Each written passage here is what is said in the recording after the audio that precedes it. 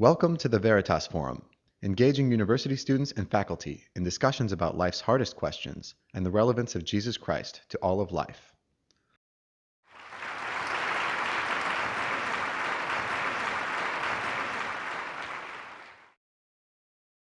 Well, first of all, I want to thank the organizers of this event. When you look at the number of people in the world today who are involved with some sort of a religion, and you observe the upswing of superstitious belief in North America, it suggests that discussions like we're having tonight are important. I want to begin with just briefly outlining my own religious perspective, and then I want to move to address the main question. So I would claim that I would describe myself as a Christian, but to understand what I mean by that, I need to define the essence of Christianity in two major categories of Christians. So the essence of Christianity can be described in a few points. The first would be, of course, that God exists. And God is the origin of every good thing given and every perfect gift. What I mean by that is that God is the origin of beauty and the origin of justice and honor and love and music and art and every good thing. But the problem is that as part of the essence of Christianity, the idea that we have all violated our own moral intuitions from time to time, and if that's the case, then how much further short have we fallen of the one who is the personification of flawless justice and purity and beauty and truth. Therefore, we actually pose a problem for God, because somehow the demands of flawless justice must be satisfied at the same time as the demands of perfect love and honor. So the core belief in Christianity is that God became a human being to fully satisfy the demands of justice so that he could then fully satisfy the demands of honor and love, and his name was Jesus of Nazareth. So to become a Christian, a person must accept God's pardon for our moral violations that we've committed, that he offers us through what Jesus of Nazareth did. And that step, if taken, is what is described as putting your faith in Christ for forgiveness of sins and the acceptance of eternal life. Essentially, what you're doing is staking everything on, including your eternal destiny, on Jesus Christ. And the result is that one then becomes spiritually alive, and God begins to change the person from the inside out to become the kind of man or woman that God intended that person to be. So that's the essence of Christianity. Now, there are two kinds of Christians described by Jesus of Nazareth. The first would be those who would claim to be Christians and are religious in the sense that they observe various Christian traditions and rituals and maybe go to church from time to time, but the way they live contradicts the teachings of Jesus. I will call that kind of a Christian a contradictory Christian. The other kind, of course, would be what I would call an authentic Christian. Those would be those people who have sincerely put their faith in Jesus Christ and are now experiencing a personal relationship with God. Now, to tell the difference between the two, Jesus says it's quite simple, and I'll quote him. He said, "You will know them by their fruit." That is, there should be some sort of steady, ongoing, positive change over the months and the years that seems to bring their life slowly into line with the teachings of Jesus. Now, with that in mind, that's what I mean when I say I'm a Christian. Is religion dangerous? My short answer is yes and no. I will argue that there's at least two ways that religion can be a dangerous thing and two ways that can be of great benefit. The first danger is that religion is like national security. It can be misused to justify behavior that would otherwise be unacceptable, as we've seen this past year with the NSA. People do bad things. Often they will attempt to justify what they do by doing it in the name of something that's respected or valued in that particular society. There are three famous examples for Christianity where it was misused to justify some atrocities. And these stats will come from Professor Rommel, political scientist who taught at the University of Hawaii and specialized in the study of mass murder throughout history. According to Rommel, the Crusades, and this is an upper estimate, an upper limit based on his research, the Crusades, the medieval ones, killed up to 1 million people, died. In the Spanish Inquisition, there were right around 350,000 people were killed. They kept good records for that one. Then there was the killing of women who were accused of being witches. According to Rammel's research, that number may be as high as 100,000 women killed because they were accused of being witches. So the total is about a little over 1.4 million people who were killed in the name of Christianity.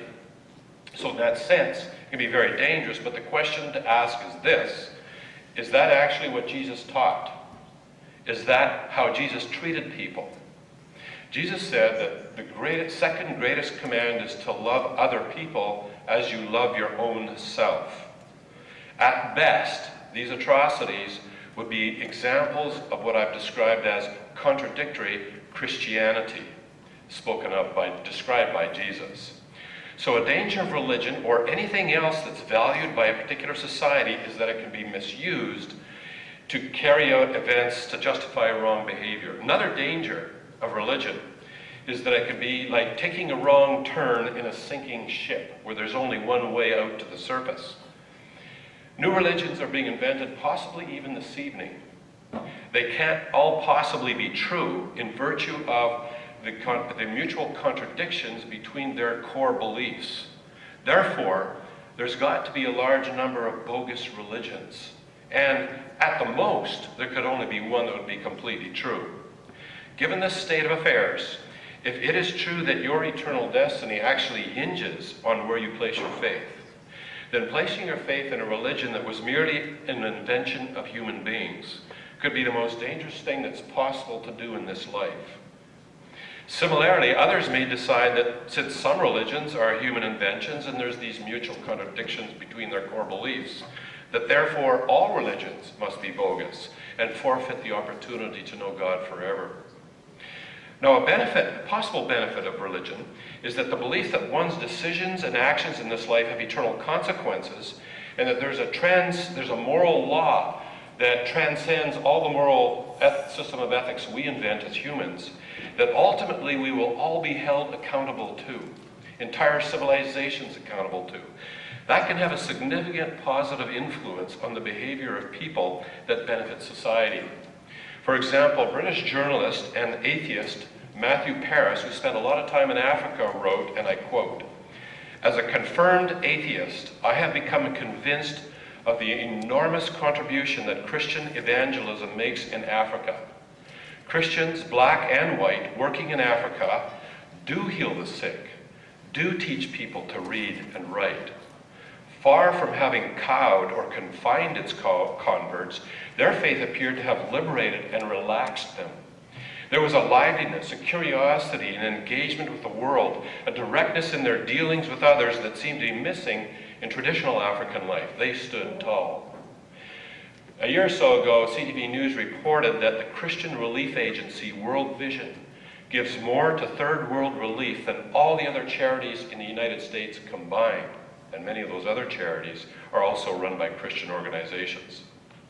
Finally, the last benefit is that for the individual, if there is actually a true religion that can actually make it possible to know the creator of the universe, the one who is the origin of beauty and music and honor and love and purity and truth and every good thing given and every perfect gift, then it would be the most wonderful thing that a person could ever experience. In my own experience, I would have to say that by far the most fulfilling thing I've ever experienced in this life is the presence of God. Nothing compares with it. God says in the Bible that things which eyes have not seen and ear has not heard, and which have not even entered the minds of humanity, all that God has prepared for those who love Him. So in answer to the question, is religion dangerous? I've said yes and no. It can be invoked in an attempt to justify evil actions. And if there are religions that are mere inventions of humanity, they can lead a person down the wrong road with serious consequences. But there can be pro-social benefits to certain religions. And if it's actually possible to know God, and if there's actually a true religion through which that can happen, then that one path, that one true religion would actually be the key to the most wonderful thing that a human being could ever possibly experience. knowing the one who is beauty, honor, love, music, justice, truth personified.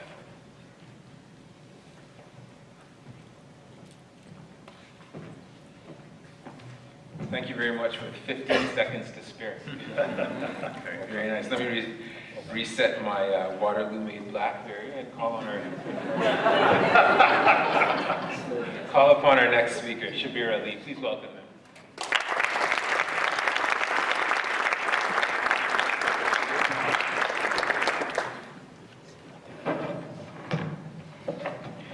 Hello, everyone. I begin by praising whatever power has brought us here together tonight and brought us into this world.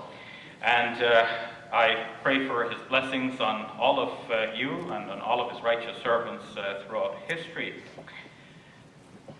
I've listened carefully to Kirk, and I've learned a lot from what he had to say tonight.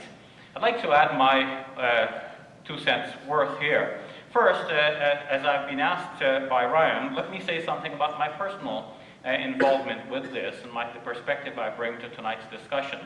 Many of you already know me as a Muslim. I was born in Guyana at a time when Islam was not taken very seriously in the country. So I wasn't given a strict religious upbringing. But when I was about 14 years old, I started reading books about the religion of Islam, and the more I read, the more I appreciated Islam as a coherent system in which everything seemed to make sense to me. And then I, later on, took up the serious study of religion. I studied religion at a comparative level, studying not only Islam, but Judaism and Christianity and Buddhism, Hinduism, and you name them. All of the major world's religions, at least at a cursory level, because one can only specialize in one thing or a couple of things and get a broader knowledge of things wider. From this perspective, I've come to see that religion is not dangerous. But, as Kirk rightly said, people may misuse the name of religion to justify their own actions and their own evils. Let's look at what religion gives to the world then. Kirk spoke about moral values. There are basically 2 explanations for why human beings have the sense that it is good to be good and it is right to be just. You might think that that's straightforward, but the point is, well, where do we get this idea from? This straightforward idea that it's good to be good. What if somebody says it's good to be bad? Is that wrong? And if we think it's wrong, why? The philosopher Thomas Morris, in his book Philosophy for Dummies, says that this feeling that we have could have come either through a long process of socio-biological conditioning, through evolution, or it could be from God himself who created us. So these are 2 possible explanations for why we have this sense. Now, from the religious point of view, God created us, he gave us this moral sense, and this moral sense is trustworthy.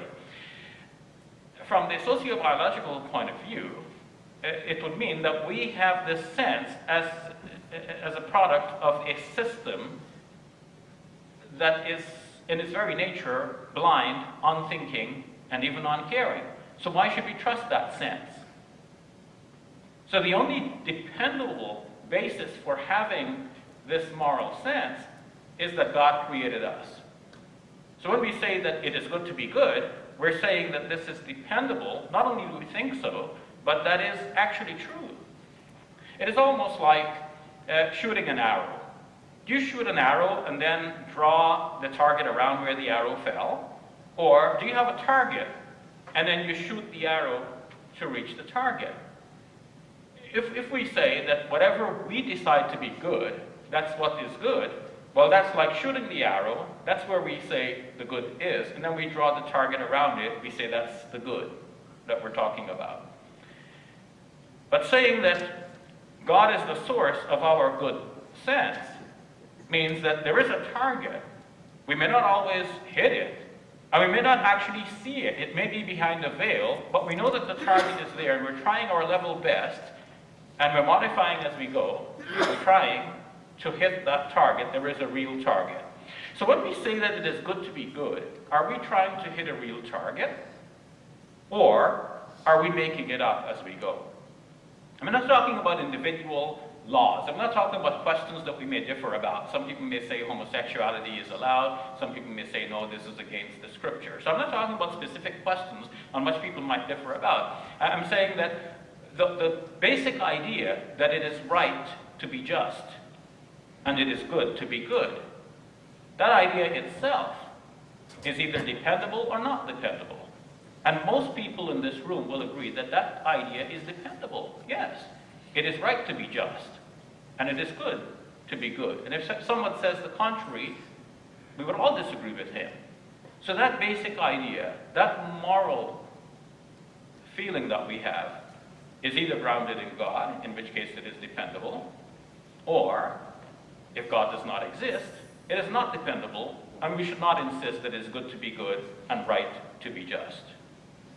So religion then brings a great good into the world in that it motivates people by giving them the sense that their judgment about right and wrong is actually dependable. Are there negatives to religion? Yes. One negative to religion is the bigotry that we have seen through the ages. And this comes about largely when people think that I'm right and the rest of the world is wrong. Now this negative is not only a feature of religion, it was widely a feature of the ancient world. People had myopic thinking, and no matter what idea they had, what politician they supported, or what sports team they backed, to them that was the right thing and they would kill for it. It still happens to this day that after a game, some people burst into riots because the team that they supported didn't win. So people are emotional about things. They were much more emotional about things like that in the past, and religion was one of those things. We don't have to be like that with religion. As we mature in our thinking, we can look back at religious teachings, and we can say that everyone is subjected to his or her environment. We're exposed to only so much, and our judgments are shaped by our learning, by our life experience, by the speakers we happen to listen to, by the books that we happen to read, and by the courses we happen to take. And no one is free from this. In the end, the best we can hope for is that we have a coherent system in which everything makes sense to us and everything ties in with each other, but we cannot in the end insist that I am right and the rest of the world is wrong. In the Islamic faith, in fact, we are taught that God is beneficent and merciful. And some people have interpreted the Islamic faith in an exclusivist fashion, to think that only Muslims will go to heaven, everyone else goes to hell. But on more careful thinking, it is difficult to imagine that the all-merciful God would only favor one group of people by giving them the true message and leave everyone else in the dark, eventually to suffer an eternal hell of total damnation. It must be that God, in a way that is broader than our myopic thinking, is allowing that in every generation and among every people, there are people who are choosing God, using the best methods, the best ways that they know how, and God is also choosing them. Finally, religion can give rise to violence. Or rather, to put it another way, and the correct way, is that people will use religion to justify their violence. Whereas religion really is about peace and about love and about harmony and about living in harmony with God and your fellow human beings. Right now in Ukraine, there are riots protesting against a government on grounds of humanitarian issues and other such grievances. The police are driving back the crowds, and the crowds are fighting back. And in the Toronto Star this morning, I noticed a picture of a woman hitting a police officer with a huge cross. Now, of course, Kirk will agree with me that crosses weren't meant for hitting people with. I don't know what this lady's religion, but she's hitting a police officer with a cross. So what she's doing is not necessarily her religion. It has nothing to do with religion, but somehow religion is dragged into it. Many of our Muslim youth, and we've heard about this throughout the world, in Madrid, in New York, in many parts of the world, they have taken matters into their own hands in order to drive back oppressors and to fight against colonialism and Western powers. They have killed themselves and killed civilians in the process. To those like myself who interpret the Quran, we find that this is totally opposite to what the Quran teaches. The Quran does not allow for suicide and does not allow for killing non-combatants, even if there is a war for just and genuine reasons. So, in short, people misuse the name of religion, but on the whole, religion is there for good purposes. Thank you very much.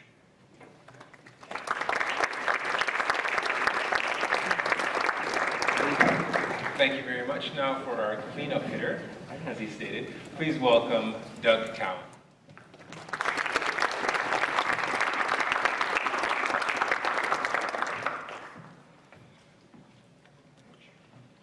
Good evening. I want to start by thanking the Veritas Forum for inviting me, and for Anand from the Atheists and Freethinkers and Skeptics and other people who don't believe in things group, for inviting me, and for the Power to Change people, my co-panelists, for making the trek on a very cold evening, and to you for coming out. I think with your permission, I'll use my 10 minutes to kind of make the issues that I want to raise, and then if you want to ask me questions about who I am during the time remaining, then I think that's perfectly reasonable. The first thing I want to say is that I often tell my students that there are two types of people in the world. There are those who divide the world into two types of people and those who don't. I'm one of the others. And what I would like to do, it's sort of astonishing when you get a question like this together. You find the confluence of examples, the confluence of ideas that come together. So I'm going to shift it slightly, I think, and pose the question back to you.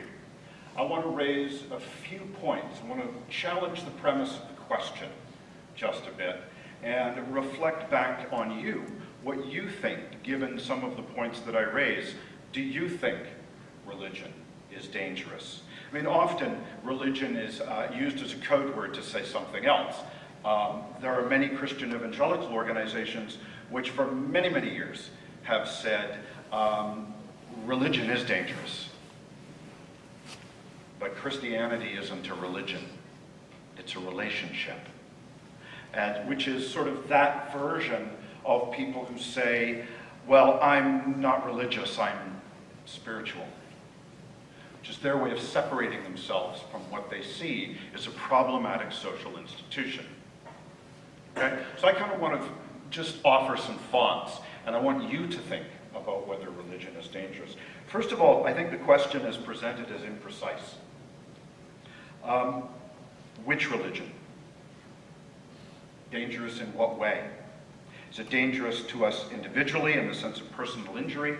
Is it dangerous to us socially in the sense of threatening the just order in which we live? Is it threatening to us intellectually or psychologically in the sense that it can damage us in terms of the way we think about the world, interact with the world, or emotionally are affected by the world? So we really, really need to be precise. If by religion we mean religion in general, then you need to specify what you mean. Because there have been a great many religions. I've written about a number of them. Many of them are very, very different from one another, most of which disappeared long before the 5,000 to 7,000 year historical horizon. So let me give you a couple of examples of religion. When I was at the AAR, the American Academy of Religion, a few years ago, I was talking to a graduate student. She comes up, she's very personable. I said, as we do, what are you working on? She said, I'm interested in material culture. I said, it's very things, objects. I said, that's terrific, so am I. Tell me more about your work. She said, I'm interested in what happens to objects when we leave the room. Like you, I assumed that I'd misheard. And I said, excuse me? She said, I'm interested in what happens to objects when we leave the room. And it was one of those moments when it escaped before I had the opportunity to call it back. I said, you do know that Toy Story is not a documentary, right? And she looked at me with what I took to be equal measures of disdain, puzzlement, pity, and outrage. And she said these words. I'm not making this up. She said these words. It's what my religion teaches. The implication being that I will simply back off at that point. That forecloses any kind of skepticism I might have about the invisible friends who are moving objects when she's not in the room. So I didn't mean to be unkind, but it seems to me that one of the dangers of religion is that simply by offering that into the conversation, we are meant to forestall, to avoid, certainly not to give offense, and not ask questions such as, really? Prove it. Well, I could put a camera there, but objects are smart. They may not move if they know the camera's on. Those are the kind of arguments that get made to get around those, oh really? Prove it questions. So I put it to you, ladies and gentlemen, is religion dangerous? Second, I want to address, my students will know this, those who were here, I expect to cheer when when you were here, that how many times in class have you heard me mention the good, moral, and decent fallacy? Yeah. This idea that if I were to say, Taylor, everybody, Taylor is a very religious young man. You could be forgiven for thinking that what I mean by that is he is a good man, a moral man, and a decent man. In fact, I know him to be. But he is so on the basis of his religious beliefs. Is that a fair statement? Sure, of course it is. The problem is there is neither historical nor sociological evidence for goodness, morality, and decency being what we call an attribute, a definitional attribute of religion. For example, is religion dangerous? I think the question as stated is truistic. Of course it's dangerous. You know what? If you were a Muslim or a Jew in 15th century Spain, you better bet religion was dangerous. If you were one of those women, maybe you were a midwife in southeastern Germany, you better bet religion was dangerous. If you were an Ahmadiyya Muslim and you live in Pakistan or Bangladesh or Indonesia, you better bet religion is dangerous. If you were a Baha'i living in Iran before the rise of the Ayatollah Khomeini, you better bet religion is dangerous. So, of course it's dangerous. So is gasoline. Right? So the question is truistic. But let me take another example. You know Jehovah's Witnesses, of course. Maybe some of you are, and I certainly don't mean to give offense. Except if I think it was Oscar Wilde who said the definition of a true gentleman is one who only gives offense on purpose. So I hope you'll allow me that. Jehovah's Witnesses, I think, are pretty innocuous, wouldn't you say? They're annoying. Let's be clear. On a Saturday morning when they knock on your door and want to tell you things, but they are unfailingly polite when you tell them, I'm really not interested.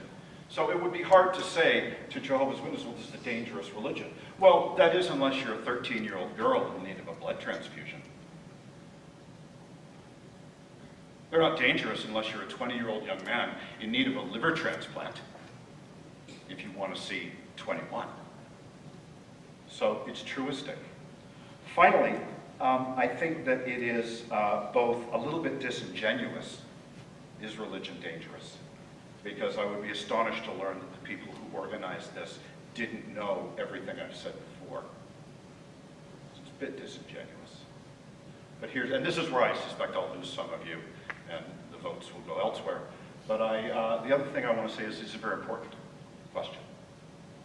Because I'm going to bet, without taking a survey, that there are a number of people who, if you had to line up behind one of us, the majority would line up behind Dr. Durston. Not because he's the handsomest, but maybe he is. Maybe some of you think that he is. Got it. But because you come here for what's called reality maintenance. Some of you would line up behind Dr. Ally. The 5 of you who came to support me, we could go out for coffee. But here's the thing. It is about reality maintenance. What I would like somebody to do in the 30 seconds that I have, because I prepared this with 15 minutes in mind, I would like you to ask me what I think religion is dangerous in terms of the foreclosure of skepticism and occupying grounds on which it has no claim. So I'll leave you with that. Thank you very much.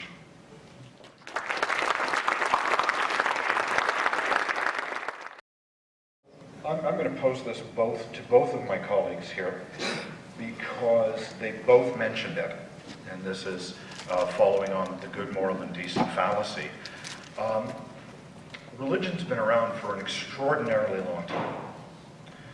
Islam and Christianity, a razor-thin slice of that time. What is it that convinces both of you that every other negative aspect of religion has in fact been a misuse? And I'll use the example of the Spanish Inquisition, which Dr. Durston raised, and that is, you know what? They were the only game in town. They decided what was correct belief. So from your position here, how can you look back and go, well, you know what, you just didn't have it right? And I put that to both of you. Well, since we're talking about the Spanish Inquisition, I guess I better answer that one. What I would do in the case of the Spanish Inquisition is go right back to how Jesus treated people who did not believe, or people who were regarded as disreputable. And in that time, it was the prostitutes and the tax gatherers, and simply the people that didn't know any better or any different. And I would ask, what did he do? What did he do when he ran into these people? Did he execute them? Did he torture them? No, not at all. So as a Christian, I have to look at, if I'm defining my Christianity on the basis of what Jesus did and what he taught, what was going on in the Spanish Inquisition was just completely incompatible, at least when it comes to torturing and killing the people who weren't signing on the dotted line on whatever the documents were. That would be one thing I would say. And so I would feel no obligation at all to try and defend what was going on in the Spanish Inquisition from a Christian perspective, as long as my Christian's perspective is defined by what Jesus did and how he treated people. But there's another thing that I think would enter into that as well, is that Jesus, when he did have criticisms to make, it was against the religious leaders. And they had things very well defined and very rigid. And he got into trouble with them a few times, and that's where he reserved his harshest, the only statements that he made were harsh to the religious leadership. So what I take away from that is that just because someone is in a position of religious leadership, or just because there is this religious organization that claims to follow God, and he was a Jew, and he was, at the time, it was Orthodox Judaism of that type of that day, it does not follow that, therefore, they're doing the right thing as far as Jesus Christ was concerned. And so I take that same approach, is that just because some denomination or some group of elders or leaders in a particular denomination says this is the way it has to be and sign on the dotted line, I just don't see why I should just accept that in the same way Jesus did. Instead, what I do is, in the book of Acts, when the Apostle Paul came to Berea, it says these people were more noble-minded than the rest, because, and keep in mind this is the Apostle Paul speaking, because they searched the scriptures to see if these things were true. So Apostle Paul wrote a good chunk of the New Testament, and one might say, well, shouldn't you just take the word of the Apostle Paul? Answer is no. And I think what's key there is the phrase noble-minded. if I accept that it's the Holy Spirit sort of directing the writing of this account, I see an indirect endorsement by I'm going to have God to cut you off there. Your time's up. Thank you. Do you have a supplementary question? Yeah, I saw you guess, scribbling. can you hear? Okay. And I appreciate everything that you've said. None of it was surprising. It's all predicated, however, on your belief that A, there was a person named Jesus, B, the documents which purport to tell of his life are in any way accurate, and that absent those two things, nothing else follows. So, and you said yourself that the essence of Christianity is predicated at base on the existence of God, and in your particular faith, as revealed and incarnated in Jesus. So absent those two things, nothing else follows, right? So that's my role for them to think about. Oh, of course. I mean, if Jesus never existed, or the accounts of what Jesus said are bogus, well then, of course, Christianity collapses because it's all centered on Jesus of Nazareth. But of course, there's some responses to that, and You got 50 seconds. You got 50 seconds. He's going to start singing and dancing. If you want, go ahead. Quickly. well, I would say that a faith should not be a blind leap in the dark. It shouldn't be just, well, I think Jesus existed and this is the truth. I think there should be some rational justification for thinking that Jesus did exist and that this is kind of unusual. I would look at the messianic prophecies, for example, we know were written before he came. I would look at what is the historical evidence that suggests that maybe some of this is true. I would look at the historical evidence that Jesus rose from the dead, and given the lack of 10 time, seconds. I'd refer you to 10 seconds, go ahead. Michael Lacona's book, The Resurrection of Jesus, a new historiographical approach, which is about a 700-page book, 100 pages of references. Time's up. Rigorous at this question. Thank you. Thank you very much. Shabir Ally, do you have a question? Sure. You've been silent. Yes, my question is for you, Doug. It's about the basis of morality if we take away God. Richard Dawkins, in his book, The God Delusion, tries to explain why we have a moral sense. And for example, he says if we care for our children, that's because of the idea of survival of the fittest. Our genes are in our children, and we're protective of our genes, so that makes sense. If we were to adopt children, he says, this is because of a misfiring in our genes. Rather than our genes programming us to take care of our own children, suddenly we're taking care of somebody else's children, and which means we're proliferating and causing the survival of somebody else's genes. So given this idea then, doesn't that support my main thesis that if God exists, we trust the moral sense that we have, whether we're taking care of somebody else's children, even an enemy's child, we're still doing the right thing, and that's dependable from a religious point of view because God gave us that sense.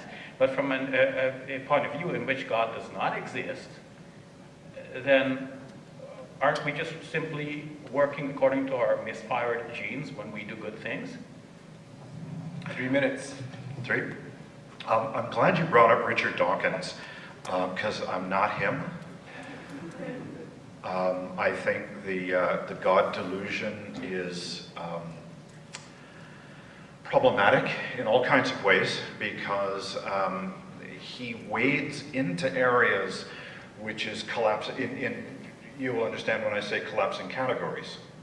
One of these is trying to locate the idea of morality in a kind of genetic or memetic modeling. This is one of the things that, to use your word, is a complete misfire in his book. Now, to get on to the more substantive question, the idea for me is, do we have to have a God to be moral? Right? Because, and I would say no, we don't, because there are lots of examples of people who are moral but have no faith, don't believe in God, or people who have faith in a wide variety of different gods, yet operate with morality. So if the idea is that there has to be a God from whom morality descends, and I will advert to St. Christopher of blessed memory, Christopher Hitchens, whose basic thing is around morality is, his problem with that God is, the Christian God, by the way, is that we are created sick and commanded to be well. So, and he wonders, well, what kind of a God offers this morality? Now, there have been thousands of different religions. Morality is contextual, societally. Not all moralities hold in the same society. People often use the term, or the moral, thou shalt not kill. Really? Apparently thou shalt not unless thou shalt. Because there's a lot of killing going on in the Old Testament, an awful lot of it at the behest of the God. So the idea that we have to take our morality from an invisible force is, one, seems illogical to me, but two, that invisible force does not speak to me. I am dependent 30 seconds. Thank you. I am dependent on the human transmission of that moral code. And when I look around at the ways that moral code has been transmitted by humans, in very many cases, I weep for us. Thank you. Can I ask a supplementary? Absolutely. Yeah. I just ask that you keep the question short. Sure. Please. Sure. So my supplementary, Doug, is that I'm not asking about the transmitted legal codes or morality that is defined in the scripture. I'm asking about the basis of morality itself. Like, in your response, it's clear that you subscribe to the idea that it's good to be good.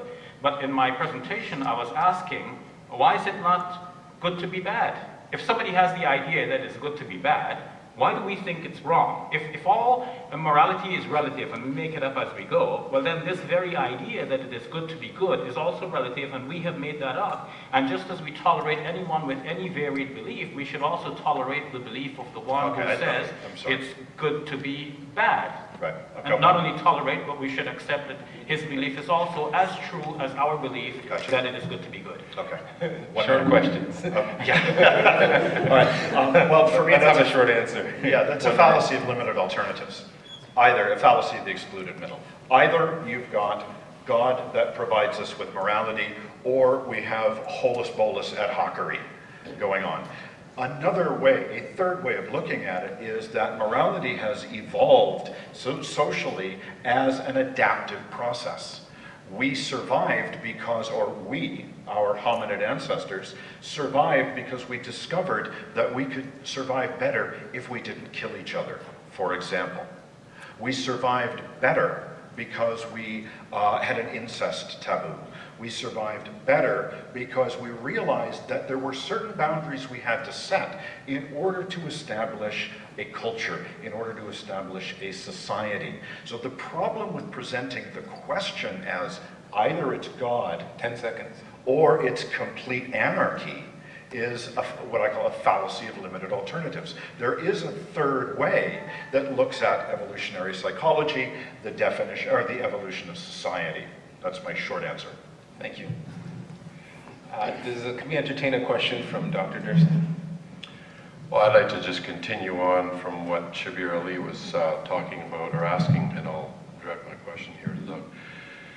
It's more of a question, and I'll have to depend on the supplementary question to home in on it, but let's say, do you believe that it is wrong to, let's say, it's wrong to use certain people for slaves at this time in history and at this location in the world, and in in our particular time in society, or do you believe that it's always wrong for every society? It's wrong for all people, all places, and all time to own and use slaves. That just kind of sets up. I just want to find out how you answer that. Yeah, okay, I mean, it's pretty clear that's the setup for the absolute morality question. the No, objective standard what of I'm really, morality.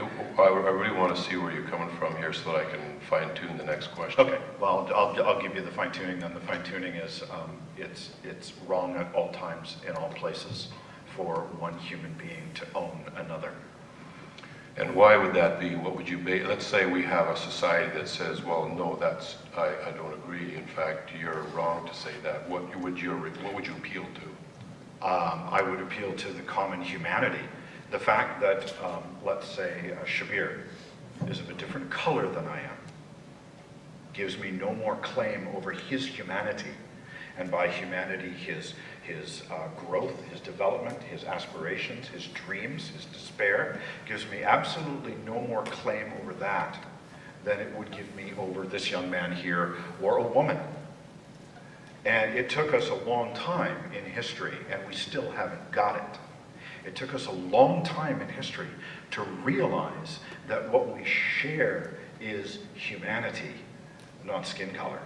It's what we share is humanity, not gender or sex. So I look at him as a fellow human being, and this is what tells me. It's not that a God has said, thou shalt not own slaves, because, as we know, an awful lot of gods have said, thou shalt own slaves. Now, let me follow this up then, or close in a little closer here. So let's agree that in our society we went with what you said. But let's take another society now who doesn't necessarily agree with that. They still think it's fine to use slaves, and so on and so forth. So which society is morally better, ours or theirs? This will be the last question. And what is this moral law that transcends both societies that you appeal to? Because they wouldn't agree with the humanity aspect. They said, No, of course not. Okay, before you answer, Doc, I just want to say that this will be the last question, so I'll give you 2 minutes, and then we're going to move on to this. Okay, I will need to. Okay. Thanks. Thanks, Kirk. Yeah, in that respect, you say, which society is more moral? In that respect, ours. In that respect. Now, it may be in other areas of morality, it may be different. I don't know, it's a hypothetical question. That's just, the second part was, why? Like they would grant that, not just an assertion, ours is better. They would say theirs is better. You have to appeal to something to which will be. And I appeal to my earlier comments around common humanity. If they've not gotten to the point of recognizing common humanity, then perhaps we have a responsibility to help them realize that.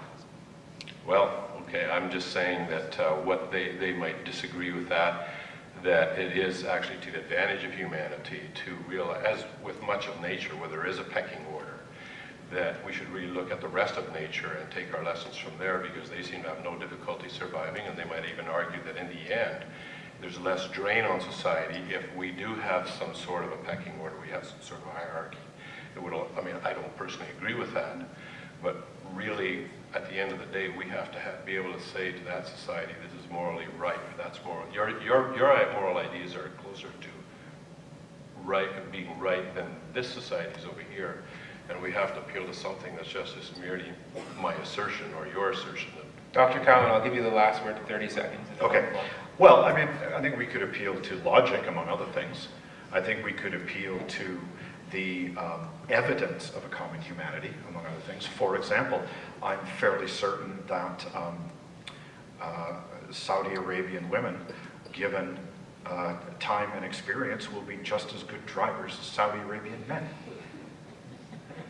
However, that's going to take time because they don't have experience. And the same is true for, you can use that logic to say, well, you know what? Look around at you. Do you not see? Thank you, Dr. Cowan. Thank you. Time's up. Let's thank the panelists.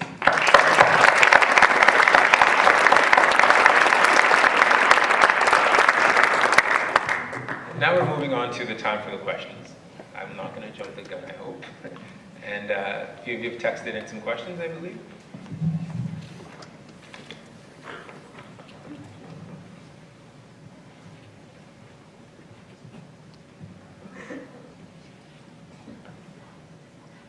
The first question we have is for Kirk Durston. The question is, how would you defend claims that Christianity has supported colonialism, imperialism, i.e., black is worth less than white, really? Also, what about the color What about the color symbolism in Christian scriptures? The curse placed on Cain and the Aryanization of Christ over time. I will give you a minute and a half to answer. Okay, well, as I said before, if you got, well, I didn't say this exact thing before, but if you got humans involved, you're going to have corruption, and that goes for Christianity. So in the case of this, I would say that Jesus' second greatest command, you shall love other people, and he said your neighbor, but he went on to define what he meant by neighbor by pointing out the Samaritans, which the Jews didn't get along with. So it'd be like pointing out to the Palestinians today, or pointing out to a Palestinian, the Jew is their neighbor. But he says, you shall love your neighbor as yourself. The first command was you shall love the Lord your God with all your heart, soul, and mind, but you should love your neighbor as yourself.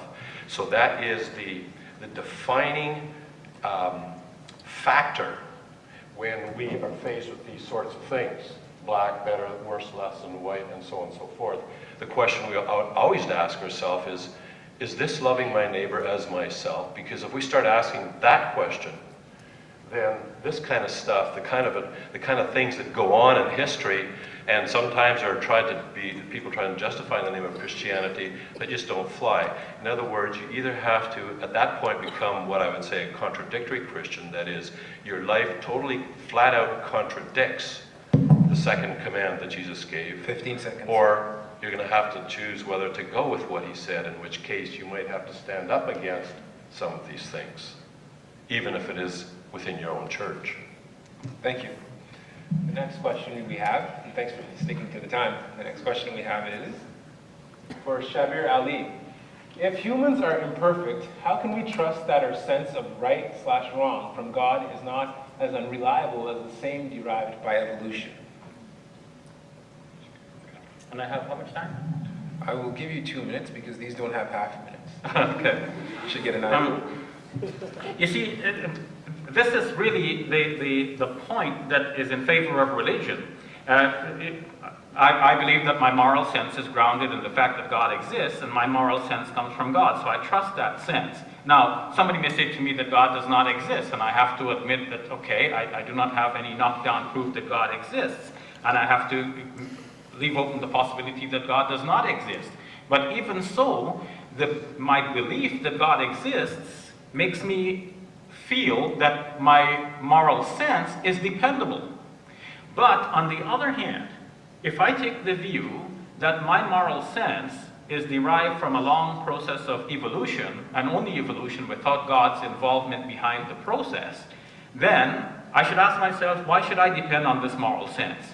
Because if I am a good person in my own judgment, and another person is a bad person in my judgment, I have to accept that evolution produced me to be good, and evolution produced him to be bad. That everything I'm thinking, and this to me is what I understand from Doug's explanation, that the sense that we have is that morality that we have developed has actually evolved with us over time.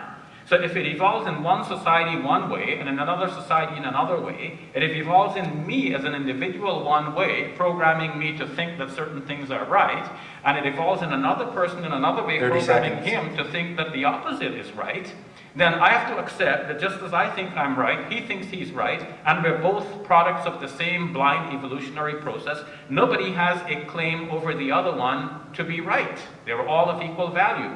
It's only on the belief that God exists. Whether that belief is true or not is a different question. But on the belief that God exists, our moral sense is dependable. We all think that our moral sense is dependable, and that is only true if God exists. Time's up, thank you. It looks like Dr. Cowan was taking notes, and I think you might want to take a stab at that question. Am I correct? Actually, it was more what Kirk said earlier. Is it fair to return, or shall we move on? I'll have to move on. That's fine. That's fine. The next question is for Douglas Cowan. If morality has evolved for the betterment of society without the existence of a God, how would you address the fact that more people have been killed in the last 100 years than at any other point in history that we know of? Shouldn't we be becoming better people? Gotcha. I'm so glad you asked. I know Kirk, when he debates, often brings up this professor at the University of Hawaii who runs a website and has a book and counts the number of people that atheists killed and counts the number of people that religious people killed and goes, see, atheists killed more. Counting, for example, Stalinism, Nazism, Pol Pot, Communist China. You know, there's an answer to that, and it's we got better at it. I want you to imagine, I was talking with my colleague earlier who reminded me of Heidelberg. They marched in and killed 100,000 people. Do you have any idea how hard it is to kill 100,000 people with swords? Do you think for 1 second during the Crusades, if they had had a modern air force, fuel air bombs, attack helicopters, battle tanks, that they would have said, hey, you know what, we're going to use swords because we'll look better later on? No. When people say, and I'm going to get to your question, when people say, look, we killed way more people in the 20th century, by the way, under Stalin, the vast majority of those deaths occurred as a result of starvation during forced collectivization. They weren't murders, all right? We can talk about Nazism, we can talk about Pol Pot, but the idea is we're dealing with a technological version of murder, or a technological version of waging war. Shouldn't we be getting better? Steven Pinker, a Harvard psychologist, argues in The Angels of Our Better Nature, that we in fact are getting better. But the problem is, all we watch on the news is bad for it. That's put very, very simplistically. That we tend to think that bad things are always happening. I'll close with this. I hope it never happens to anybody, but the chances of anybody in this room being a victim of a terrorist attack, for example, are relatively low. Time's up, Doug. Thank you. Cowan, thank you. Could there be a comment from any other speaker? Or, You're itching. Sure, I'll give you a. no, it's fine then. Let's hear a 1 minute rebuttal to that. I hope Dr. Cowan doesn't mind that I did it for him. Sure.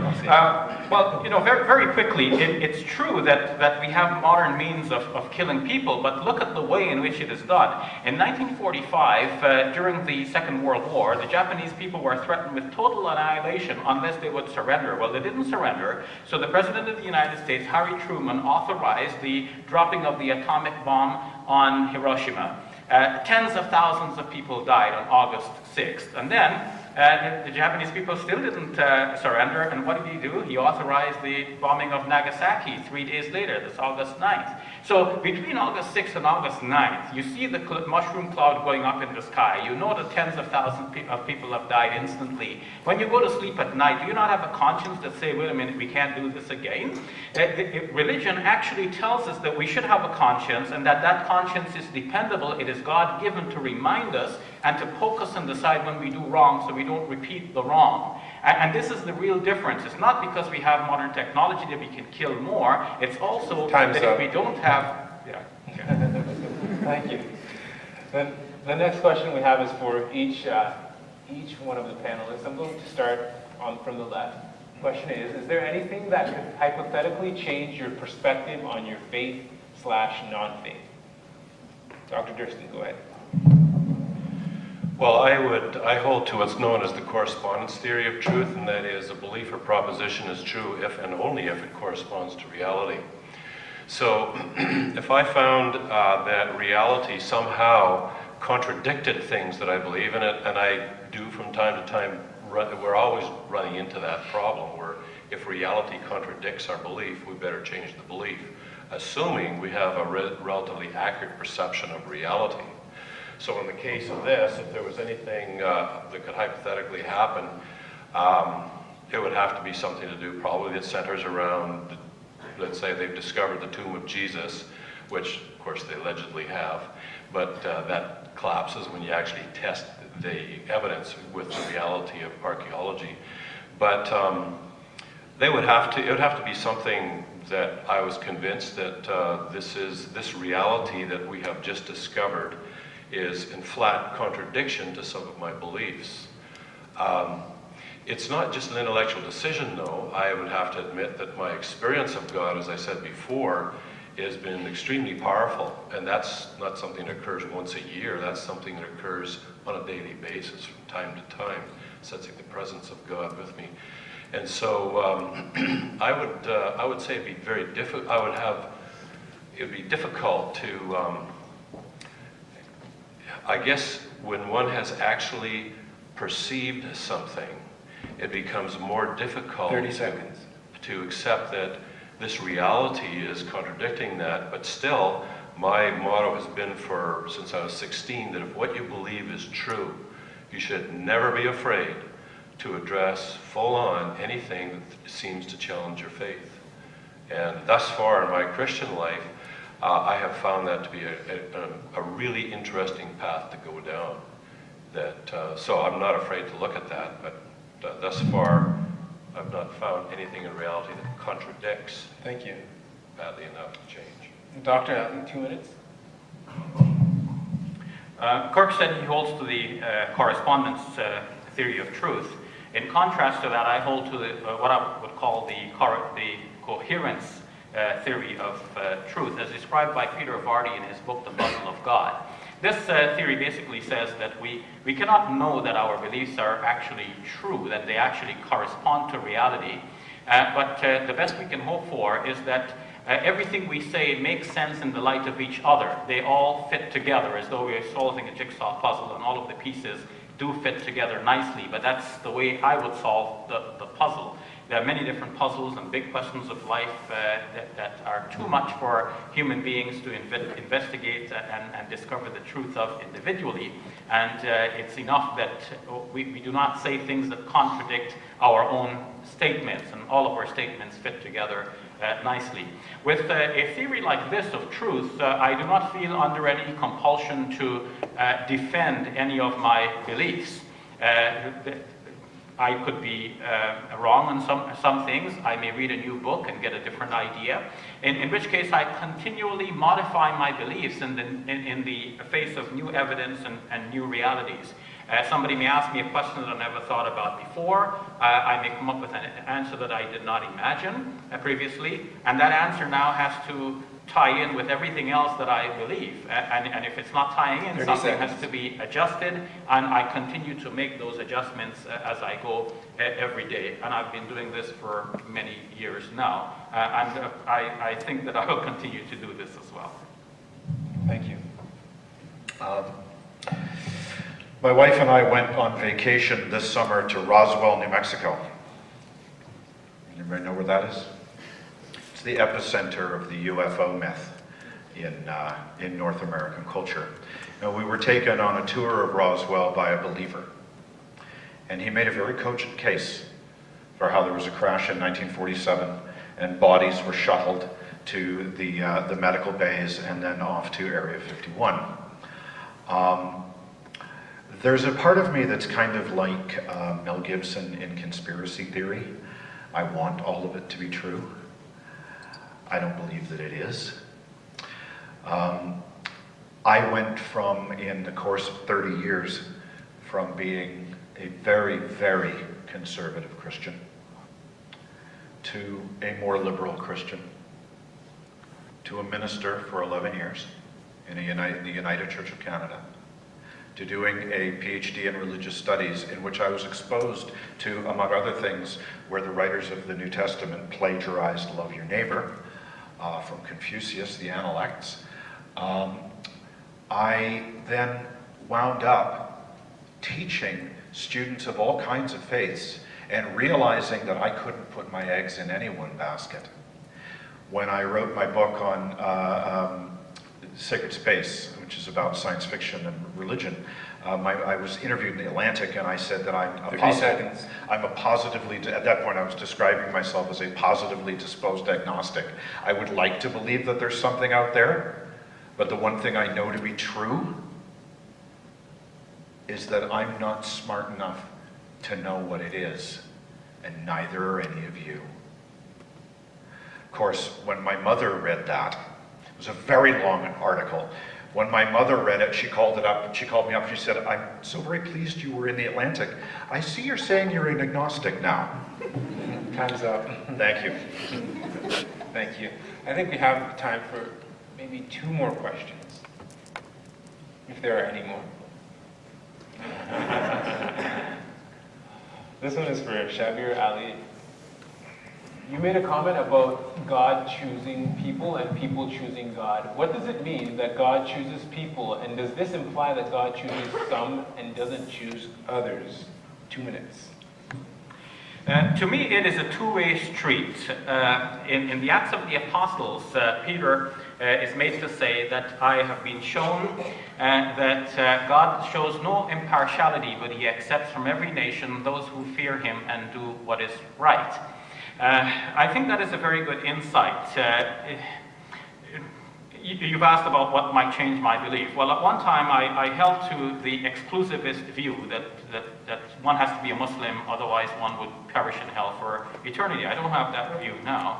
I have a more inclusive view, which says that basically each person has a certain range of options. And each person's range is different. If somebody had been born in Saudi Arabia, it's more probable that that person would be a Muslim. If somebody was born in India, it's more probably that person will be a Hindu, and so on. So we have a certain range of options before us, given the time and place and circumstances in which we are, the books we have read, the speakers we've listened to, the ideas we've come across, the courses we have taken, and so on, the philosophers under whom we have studied. All of this, it gives us a certain range of ideas, and just as we have a peripheral vision that only allows us to see so far, in the range of ideas as well, there's only so much we can know. I spoke about fixing the jigsaw puzzle, and I said somebody else may do it differently. I want to change that analogy a bit and say that we only put it together based on the box that we open. We open a box, we get all the pieces, we put them nicely together, we fix the puzzle, we're happy we've done it right. But somebody else is working with a different set of pieces. They open a different box, and they're doing a different puzzle, and they also think that they are right. So in the end, within the range of options that we have, we know certain things to be good and certain things to be bad, and we know when we are bad by picking the bad things. When we are picking the good things, we are choosing God, and God is also likewise choosing us. It's like a handshake. It takes 2 to tango and 2 to shake that hand. Thank you, Dr. Allen. We have a few more questions, and I was just told that we might even go a bit longer, so maybe not just 2. This question's for Douglas Cowan. Do you think a world without religion would be a dangerous place? Of course. Absurd to think otherwise. I will advert to somebody considerably smarter than I, the Nobel Prize winning physicist Steven Weinberg, who said in 1999 in an address, "Bad people will always do bad things."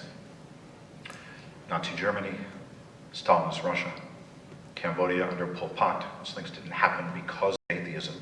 They happened because those were bad people, and they did bad things.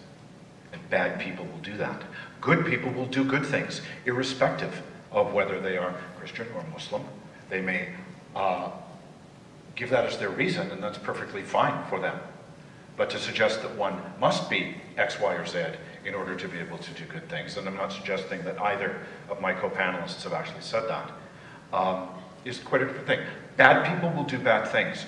Good people will do good things. Steven Weinberg said, for good people to do evil things, you need to add religion. And often when this argument is made in debate, that's the part of the proposition that gets left off. We get to arguing about who's bad and who's good, and we leave off the third point of what Weinberg said, which is the most important point. Bad people will always do bad things. Good people will do good things. For good people, for decent people, for moral people, to do egregious things, 30 seconds. you need to add religion. We could adduce a legion of examples. We could spend the rest of the night talking about them. But that's how I would answer that question. Could I say something? I'll give you 1 minute. Okay. First of all, with the mass murders that occurred in the 1900s, if you look at most of those, they were not like Russia. Stalin did use the starvation method, but in China, the Khmer Rouge and so forth, these were not killings using, the latest weapons of mass destruction. They occurred one-on-one. They were individual killings, group killings, and so on and so forth. Nevertheless, when we look at that, it's 145 million people between Russia and China between 1912 and 1987. What we have to examine is this proposition that for good people to do bad things, you require religion, because one of the core beliefs of the Soviet Union, and I spent time in the Soviet Union when it was still there.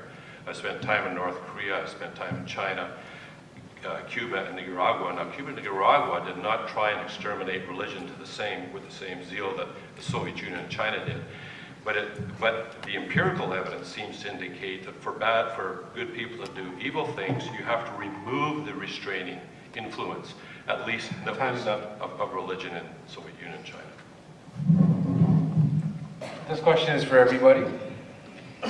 Is the Bible and or the Quran the inerrant word of God or not? How do you explain the many, many contradictions? Did God change his mind? Does the infallible do that? So are we both to answer? It's for everybody. That seems a bit odd, actually. Dr. Cowan, do you want to answer this question? I don't need long. How about you start quickly? No. All right, Dr. Ali, go ahead. The Muslim belief in the Quran is that this is the word of God, and the traditional view of this is that means that it is inerrant in everything that it says. In fact, the theory of inerrancy is more worked out in Christian circles regarding the Bible. The most I know that Muslim scholars have said about the Quran is that the Quran is the word of God revealed to the Prophet Muhammad by the agency of the angel Gabriel.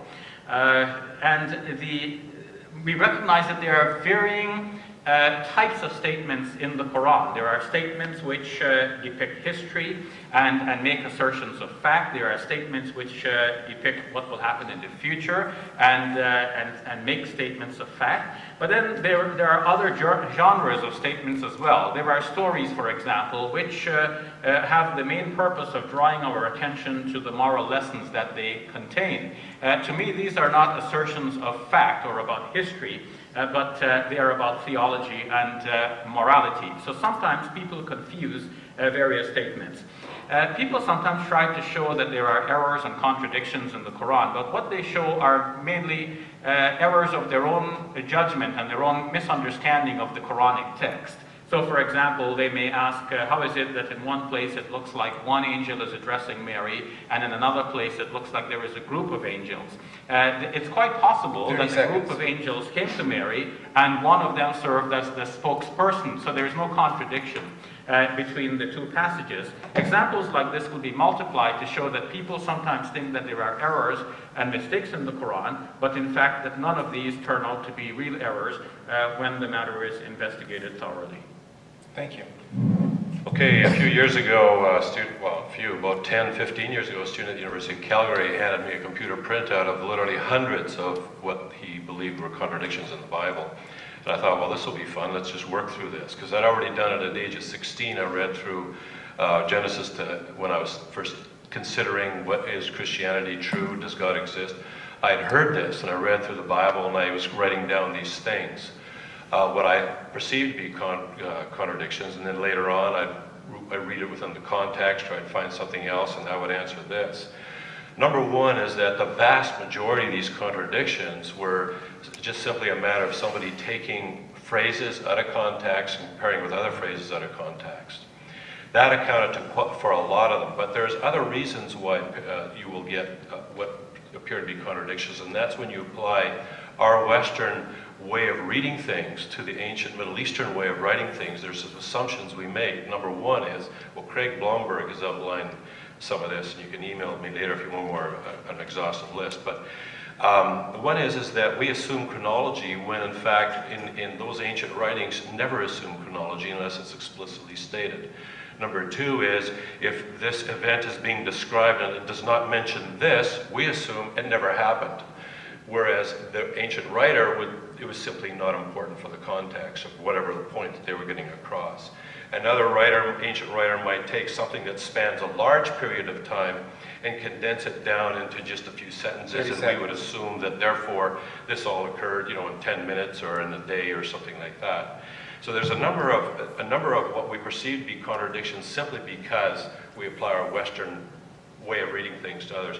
As far as God changing his mind, there's some interesting statements. He says, if I say this and that, and you change this, I will change my mind, he says. It's like a computer program that says, it's already been determined that this is the way it's going to happen, unless at this juncture you decide this, in which case I will go this route here. We'll have to wrap it up there. Dr. Cowan, you only used up 1 second. I'll give you 119 more. Go ahead. I wanted to address this in terms of one of the things I didn't get a chance to say, and that is you read a lot of books about atheism, agnosticism, and a great many of them spend a lot of time very carefully dissecting claims of inerrancy in both the Quran and the Bible. A lot of them spend a great deal of time dissecting and approaching what are often called the logical arguments for the existence of God. And this is what I would think to be my closing statement here tonight, is that this is the ground to which I do not believe religion lays legitimate claim. That is to say, I don't have to prove that your invisible friends exist.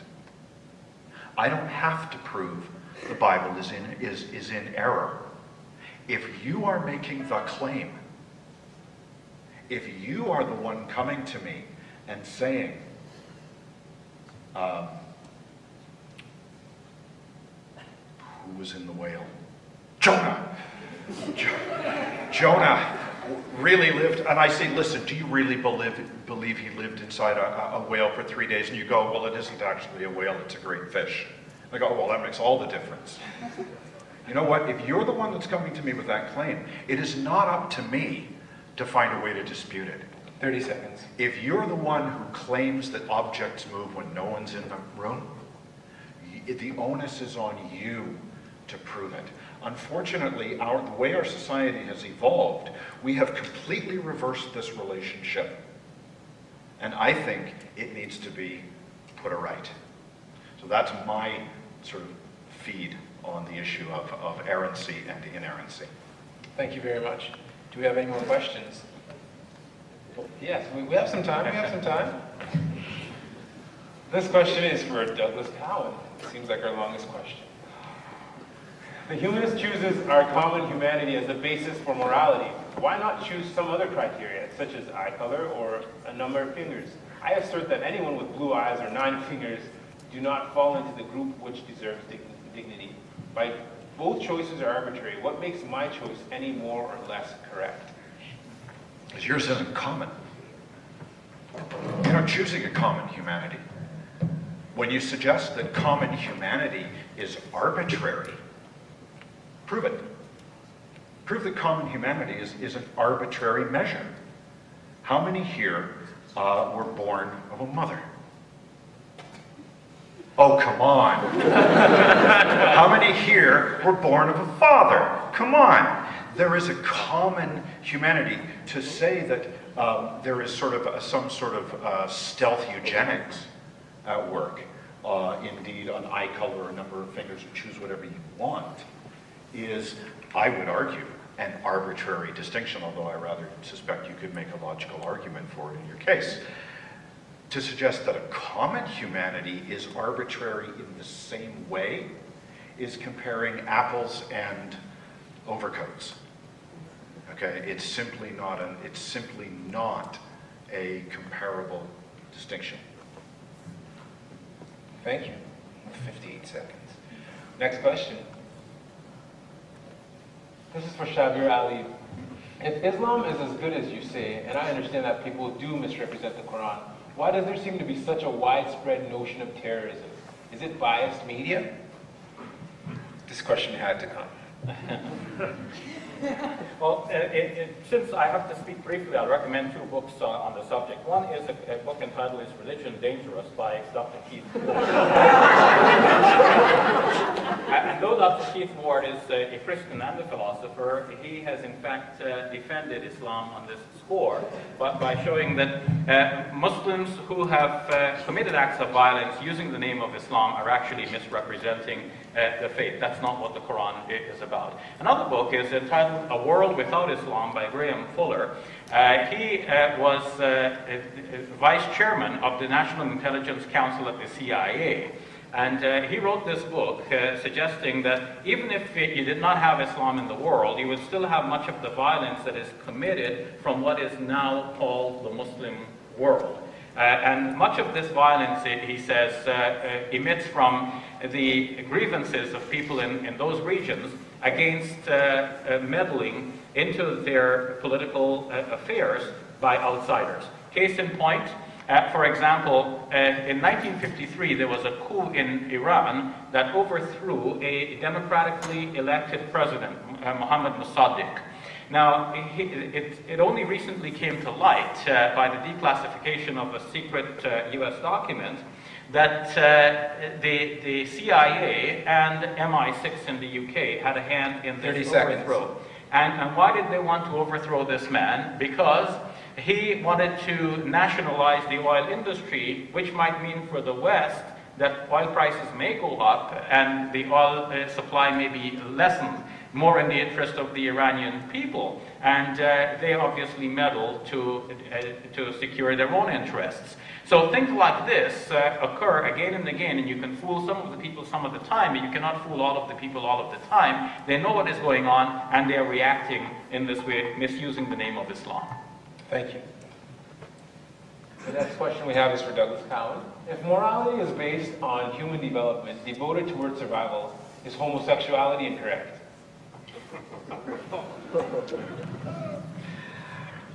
Doug, 2 minutes on this one or 2 hours? Yes. Homosexuality is absurd to think otherwise. It is. Right? To say, well, and I know what the argument is. The argument is that gay men and lesbians do not reproduce, therefore they don't, I understand that. I get that. But they exist. To suggest that, now, the understanding of evolution is an incremental process over, hundreds of thousands of years, millions of years in our case, as hominids. It is. Do I say it's incorrect? Absolutely not. I was ordained in 1989 in the United Church of Canada, which, if any of you know what that means, it means it was 1 year after 1988 when the United Church of Canada passed its membership, ministry, and human sexuality statement, which said that homosexuality in and of itself is not a barrier to being considered for ordered or commissioned ministry. And I have to tell you that for me, that was about my proudest moment in the United Church of Canada. So homosexuality is, whether it, I'm not an expert on the evolution of sexuality, although I am writing a book on porn, so I'm becoming an expert. But the question, again, I'm going to challenge the premise of the question. Homosexuality is, and that's where we need to live. Okay? Thank you. The next question is for Kirk Durston. What do you think of Luke 19:27, where Jesus says, "Mine enemies, that I would reign over them, bring hither and slay them"? That is obviously the King James. I'm going to have to look that up in modern English here and in the context. I will allow that. Because he's quoting, so he's got to be quoting something there. He never actually said in a literal sense, whoever my enemies are, bring them over here so we can kill them. What is that, Luke 19:27? Just get the context, and that's what we should always do when people pull stuff really just completely out of the blue like that. Luke 19:27, get it out on the table here. Okay. I'm in Luke 19 now, scrolling down to 27.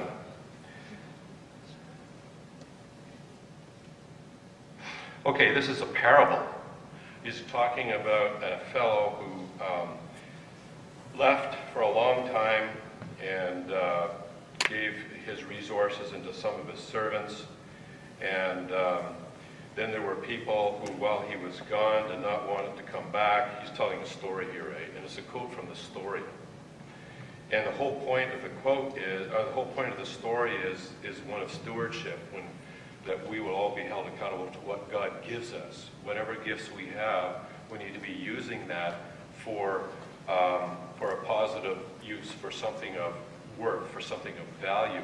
But in the case of the story, this here leader that went away for a time being and came back, the enemies that oppose, it's the leader who says that. And so that's one thing that's always important to remember, is that you just can't take a quote out of a story and say that therefore this is what Jesus likes to do, or what he was commanding his disciples to do, the whole point of the story. And there's always a danger in taking a parable, and it usually has one point to it, and that's the point that you need to get. There's the danger many people do is they take other things from the parable and say, well, this must also be a point, and that's a point. The primary point here is that we are all stewards of whatever we've been entrusted for in this life. And God expects us to use our individual talents and abilities for a positive, long-term, and hopefully eternal benefit, some sort of use in that stretch. And we'll be held accountable someday for how we use that. If you were given amazing talents and abilities and a lot of resources but did nothing, or spent everything on yourself rather than be concerned about our neighbor or people in less fortunate circumstances, well, we'll have to give an account as they did in the parable. Thank you. And 4 seconds left. I believe that concludes our questions. I'd like to thank the panelists. Thank them one more time.